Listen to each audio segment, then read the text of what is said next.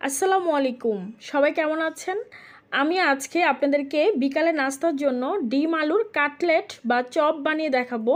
খুবই অল্প কিছু উপকরণে কিন্তু খেতে অসম্ভব মজার। তাহলে চলুন মূল রেসিপিতে চলে যাই। প্রথমে আমি চপ বানানোর জন্য এখানে আলু সিদ্ধ করে নিয়েছি। আমি 6টা আলু নিয়েছি। আপনার প্রয়োজন মতো যে কয়টা নিতে পারেন, কোনো সমস্যা নেই। আমি এখন গরম গরম আলুটাকে ম্যাশ করে নিয়েছি। এখন সব উপকরণ দিয়ে দিব। প্রথমে আমি স্বাদ মতো লবণ দিয়েছি, হাফ চা চামচ জিরার গুঁড়া দিয়েছি, সাদা গোলমরিচের গুঁড়া এটা আমি প্রয়োজন মতো দিয়েছি, আমার হাফ চা চামচ লেগেছে।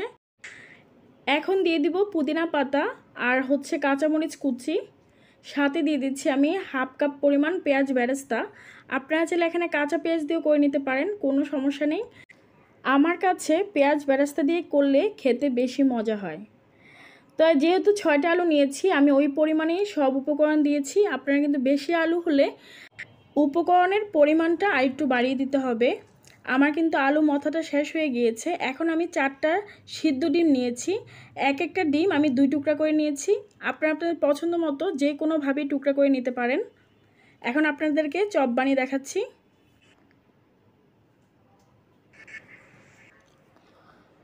এই তো আলু দিয়ে ডিমটাকে এমনভাবে কোট করে নিতে হবে যেন ডিমের সাদা অংশটা না দেখা যায়। তো আমি কিভাবে করছি আপনারা নিশ্চয়ই দেখতে পাচ্ছেন। এরকম করে আমি সবগুলো চপ বানিয়ে নিব। খুবই সহজ, একবার ট্রাই করলে ইনশাল্লাহ পারবেন। তো আমার কিন্তু সবগুলো চপ বানানো হয়ে গিয়েছে। এখন আমি একটা ডিম ফেটে নিচ্ছি। আমি আলুর চপগুলোকে কোট করে নিব। মিশ্রণটা আগে লাগিয়ে নিয়েছি। এখন আমি পাউরুটির গুঁড়ার সাথে ভালোভাবে লাগিয়ে নিব।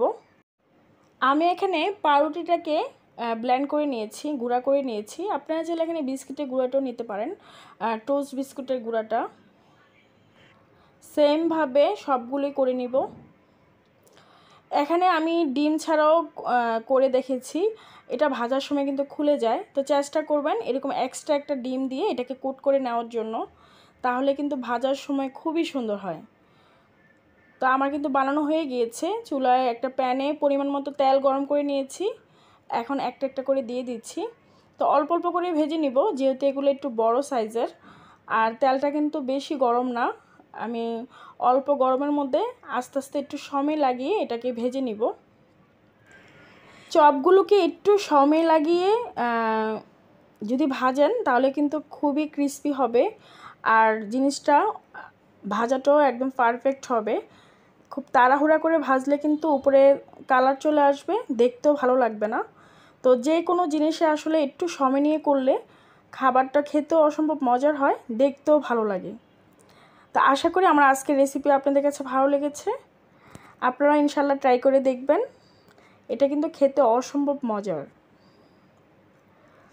আমার বাচ্চাদেরকে এভাবে তৈরি করে দিলে ওরা খুবই মজা করে খায়, বিশেষ করে সস দিয়ে খেয়ে ফেলে। এরকম গরম গরম চপ বানিয়ে আপনারা বিকালে নাস্তা খেতে পারেন, চাইলে আবার বাচ্চাদের টিফিনও দিতে পারেন।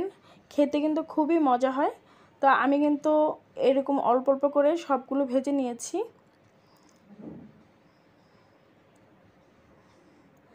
আজকের ভিডিওটা আর বড় করব না। সবাই ভালো থাকবেন, সুস্থ থাকবেন, আমার পরিবারের জন্য দোয়া করবেন। আর আপনাদের কাছে যদি আমার ভিডিওগুলো ভালো লাগে, প্লিজ লাইক কমেন্ট শেয়ার করে দিবেন আপনাদের ফ্রেন্ডস এবং ফ্যামিলিদের মাঝে।